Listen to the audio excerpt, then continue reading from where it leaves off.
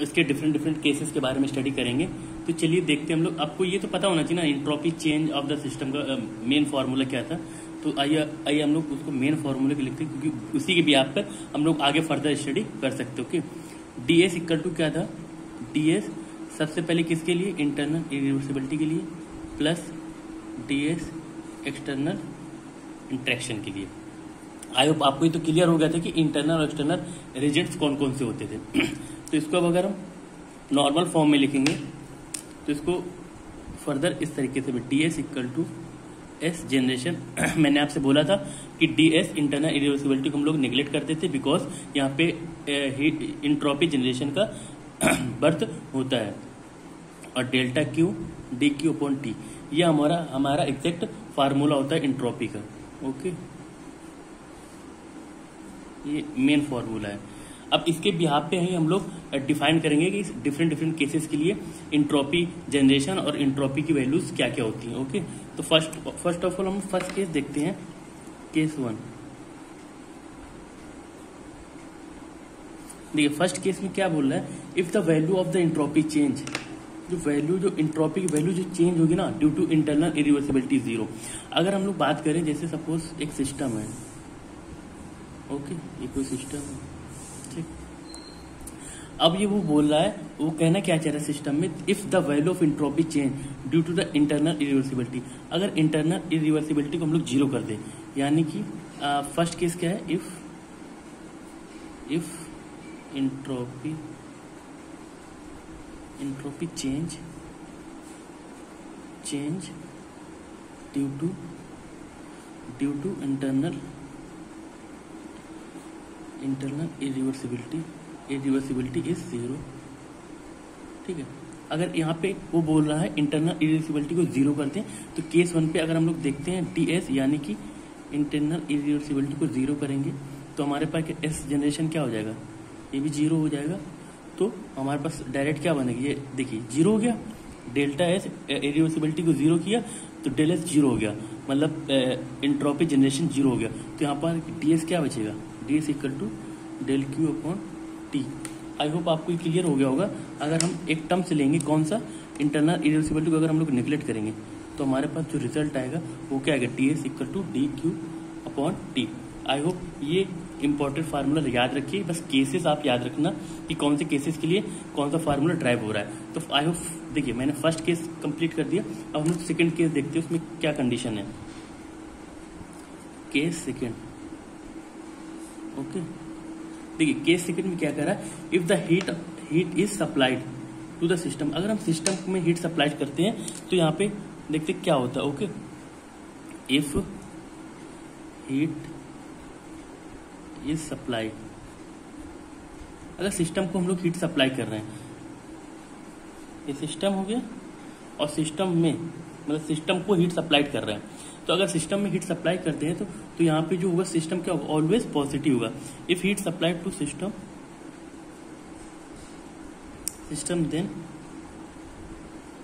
Entropy will be positive, entropy having positive. Okay, मतलब अब ये टर्म्स आप याद रखना कि जब भी अगर सिस्टम को हम लोग इंट्रोपी, सिस्टम को हीट प्रोवाइड करेंगे तो वहां पर हमारे पास इंट्रोपी कैसी आएगी, पॉजिटिव। ठीक है, तो यहाँ पे डेल्टा क्यू क्या आएगा, हीट दे रहे हैं तो हीट क्या आएगा, पॉजिटिव हो गई।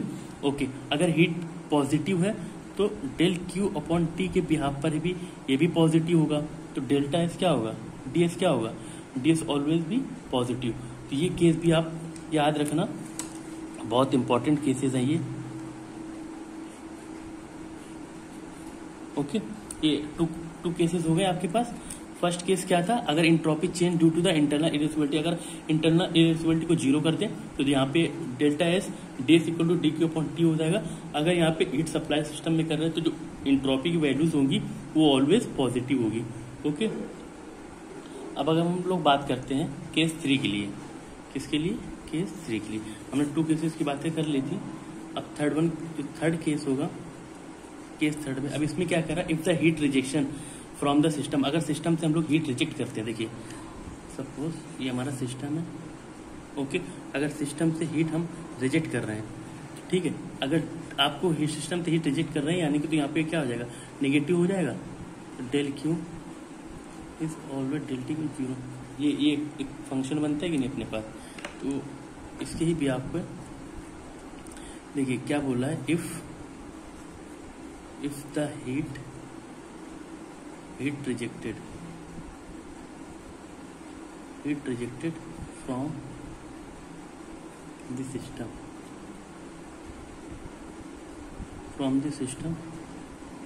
then the entropy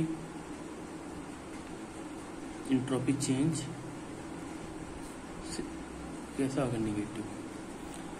ओके, ये देखिए, ये आई होप आपको क्लियर हो गया होगा।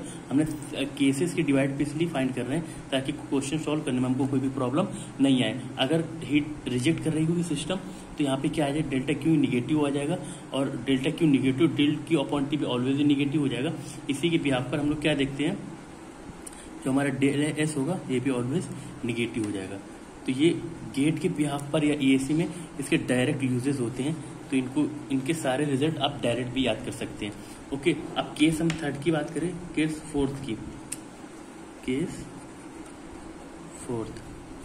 ओके, तो ये फोर्थ केस में क्या करा, if a system is adiabatic, अगर सिस्टम हमारा एडियाबैटिक होगा तो चेंज इन एंट्रोपी की वैल्यूज वहां पे क्या आएंगी। तो देखिए, इफ द सिस्टम एडियाबैटिक, अब आपको पता होना चाहिए एडियाबैटिक की प्रॉपर्टीज क्या होती है। एडियाबैटिक की प्रॉपर्टी होती है जहां पर सिस्टम में हीट इंटरेक्शन जीरो होता है, ठीक है, यानी कि हीट इंटरेक्शन यहाँ पे नहीं होता है। तो यहाँ पे डेल क्यू क्या हो जाएगा, जीरो इक्वल हो जाएगा, तो डेल क्यू अपॉन टी भी ऑलवेज जीरो हो जाएगा। तो यहाँ पे चेंज इन एंट्रोपी क्या आएगी, जीरो। अब आपको ये चीज याद रखना चाहिए, डायरेक्ट क्वेश्चन में पुट कर सकता है। सिस्टम आपको दिया होगा, और सिस्टम कैसा दिया होगा, सिस्टम आपको एडियाबैटिक कर देगा, तो वहाँ पे चेंज इन एंट्रोपी की वैल्यूज आपको फाइंड करने में कोई प्रॉब्लम नहीं होनी चाहिए, ठीक है। डेल एस की वैल्यू क्या हो गई, जीरो हो गई। अब हमारे पास यहाँ पे मैंने सारे केसेस सॉल्व कर दिए हैं। अब हमारे पास एंट्रोपी से रिलेटेड कुछ टर्म्स होते हैं या पॉइंट्स होते हैं, उसको नोट्स के बिहाफ पर आप नोट डाउन कर लीजिए, जो बहुत ही यूजफुल होंगे आपके लिए। हम लोग उनको नोट बनाकर सॉल्व, नोट करके पॉइंट 1 to 1 राइट करते हैं। ओके, देखिए इंट्रोपी जनरेशन में सारा डिफाइन कर दिया। अब यहाँ पे कहना क्या चाह रहा है, entropy change of the system में बी निगेटिव, में बी पॉजिटिव और zero, but entropy change of the universe क्या ऑलवेज पॉजिटिव होना चाहिए, निगेटिव नहीं होना चाहिए, ठीक है। तो ये पॉइंट्स आप याद रखना, इंट्रोपी चेंज ऑफ सिस्टम, देखिए इंट्रोपी चेंज हो गया पूरा सिस्टम के लिए, may be positive, may be negative और जीरो, ठीक है। इंट्रोपी का चेंजमेंट होगा वो तीनों हो सकता है। इंट्रोपी में क्या होगा, पॉजिटिव भी आ जाएगी वैल्यू, निगेटिव भी और जीरो भी। देखिए पॉजिटिव आएगी, अगर हीट अगर सिस्टम को दे रहे हो तो पॉजिटिव आएगी, अगर सिस्टम से हीट ले रहे हैं तो निगेटिव आएगी, अगर सिस्टम एडियाबैटिक है तो ये चेंज इन एंट्रोपी जीरो आएगा। ये तीनों हम लोगों ने केसेस सॉल्व कर लिए। और यहाँ पे क्या कहना चाह रहा है, but entropy change universe never have zero या नेवर हैव निगेटिव। जो देखिए सबसे पहले क्या याद रखना आपको, जो एंट्रोपी होगी चेंज ऑफ द सिस्टम का होगा तो उसकी सारी वैल्यूज हो सकती है, पॉजिटिव भी, निगेटिव भी और जीरो की। तीनों केस में हमने डिफाइन कर लिया। बट अगर हम लोग बात करते हैं एंट्रोपी चेंज इन यूनिवर्स की, तो वो नेवर, मतलब कभी भी वो निगेटिव वैल्यूज नहीं हो सकती हैं। ओके, सेकेंड पॉइंट क्या है, if the system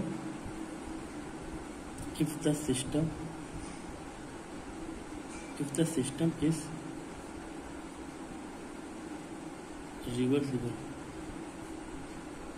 reversible and adiabatic, अगर सिस्टम कैसे होगा, रिवर्सिबल और एडियाबैटिक, देन जो रिजल्ट होगा उसका क्या होगा, then it must be isentropic, ठीक है, आइसेंट्रोपिक। ये बहुत ही इंपॉर्टेंट आइसेंट्रोपिक वर्ड का, इसको आप रिमाइंड रखना कि अगर सिस्टम में रिवर्सिबल है और एडियाबैटिक, देन इसको हम लोग क्या भी बोल सकते हैं, इसको हम लोग आइसेंट्रोपिक भी बोल सकते हैं। आई होप आपको क्लियर हो गए सारे केसेस। अब आगे चलते और भी केसेस हैं हमारे पास। देखिए अभी हम लोग ने जिसकी भी बात करती वो सारे केसेस कैसे थे, सारे केसेस हमारे पास रिवर्सिबल प्रोसेस के लिए थे। रिवर्सिबल के ऊपर हम लोग एडियाबैटिक देख रहे हैं, हीट इंटरेक्शन देख रहे हैं, हीट रिजेक्शन देख लिया और एडियाबैटिक। अब यहाँ पर जो सिस्टम हमारे पास जो दिया होगा वो सिस्टम कैसा होगा, इरिवर्सिबल प्रोसेस। तो केस बी में देखते हैं, केस बी में क्या देखते हैं, जो सिस्टम हमारे पास है वो सिस्टम कैसा है, इरिवर्सिबल। ठीक है, तो बस आप पॉइंट से हाईलाइट करना है कि एक्चुअली क्वेश्चन कहना क्या चाह रहा है। If the system is reversible, okay, system अगर रिवर्सिबल है, अगर सिस्टम कैसा है, रिवर्सिबल, देन एंट्रोपी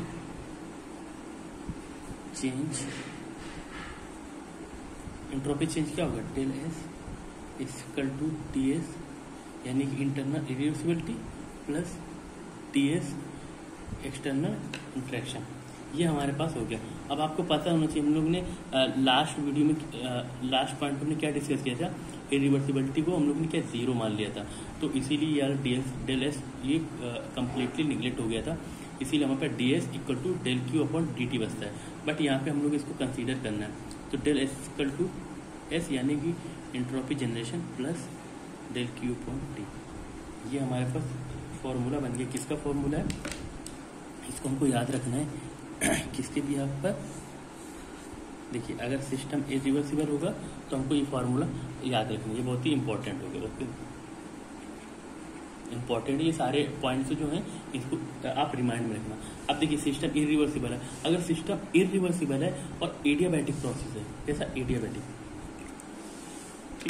अभी इरिवर्सिबल भी है और एडियाबैटिक भी है। देखिए यहाँ पे केस वन पे हम लोग क्या प्रोवाइड कर सकते हैं, यहाँ पे सेकंड पॉइंट अज्यूम कर लीजिए। If the